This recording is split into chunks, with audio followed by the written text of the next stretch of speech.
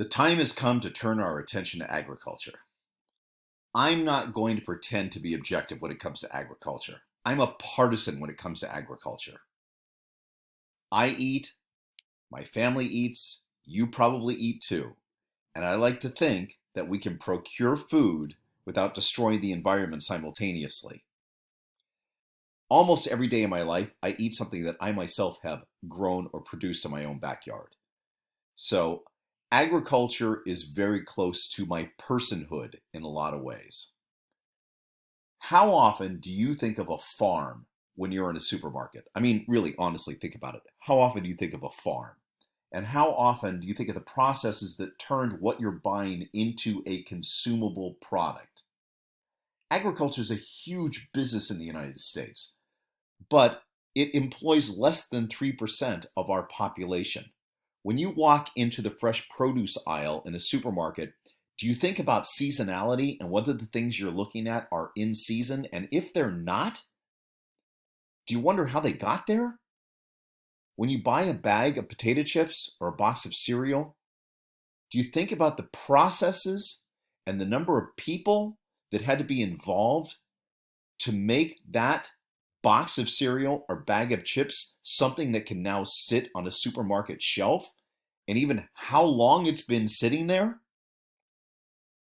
Again, do you think of a farm when you buy a can of soup and there's celery in it, and the people who had to go out and grow and pick and then process that celery? When you buy a loaf of bread, do you think of a wheat farm and all the steps that had to go from the sun coming in and the plant absorbing that energy along with water and nutrients and turning it into grain, and then every step from there that turned it into a loaf of bread? If you look at the word agriculture, that first part of the word agri comes from the Latin word for field. So you can see that agriculture really kind of means cultivating a field. I'm going to define agriculture like this.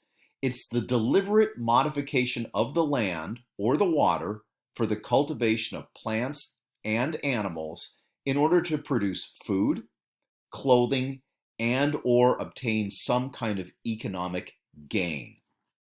We generally associate this with crops. A crop is a plant or an animal that's cultivated by people for our use. Remember, there's two types of agriculture. There's subsistence agriculture, which means that the farmer is producing food for his or her family to consume. Now again, some of that food might be bartered or traded or sold, but the farmer has to produce this food, or his or her family, along with his or herself, will be going on a forced diet.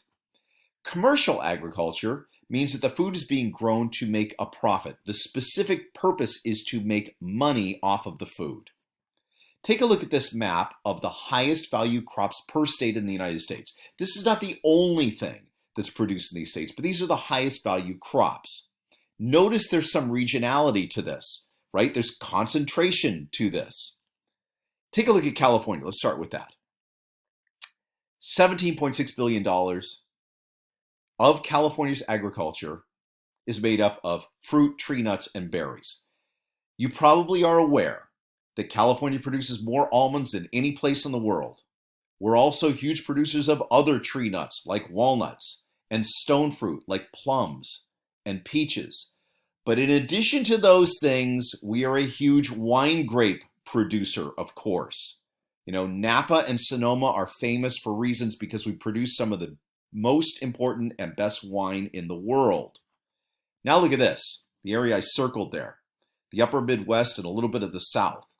And notice grains, oilseeds, dry beans, and dry peas. This is the breadbasket and the corn belt of the United States. It's overwhelmingly what gets produced there and then processed into those things like cereal that we consume. This one surprised me. The southeast of the United States, all that poultry that goes on there and the eggs. You know, when California voted to have, let's call it, more humane conditions for poultry, a lot of those states in the South sued California because they did not want to have those more humane conditions, more space for the birds, because it would cut down on their profit.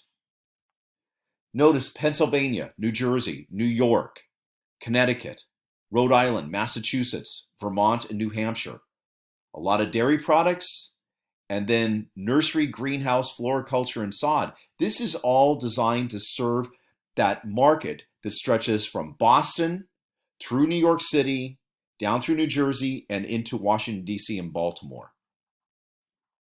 Look at the West, from Texas all the way up to Oregon. A lot of cattle and calves, along with dairy farming. The reason for this is because in slightly marginal landscapes, where it's either dry or rugged, people have turned traditionally to grazing animals because the animals, frankly, don't care about that kind of thing. All right, this is important and it's going to come back. Total land area of U.S. farms in acres, thousands of acres, from 2000 to 2020. Are we increasing or decreasing the amount of farmland in this country? Clearly, it's going down. Now take a look at this map. Average age of producers by county in 2017, okay? We're not in 2017 right now, but nevertheless, take a look at that and notice the age. Average U.S. age for farmers, this is what this is, 57.5 years. Take a look at that map. It's almost disturbing if you think about that age and how old farmers are. Let's compare it. Management-related professions. Median age, 42.5 years. Business and financial operations, it's like, banking, 43.4 years. Google, 30 years old.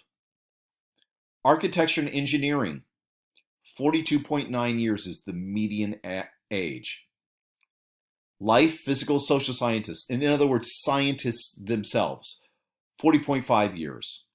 Community and social services, like mental health things, social services, 43.9 years. Legal, lawyers, judges, law clerks, paralegals, 46.5 years. Education, like what I do for a living, although I'm older than this, 42.8 years. Arts, entertainment, sports, media, this makes some sense, I guess, 41.2 years.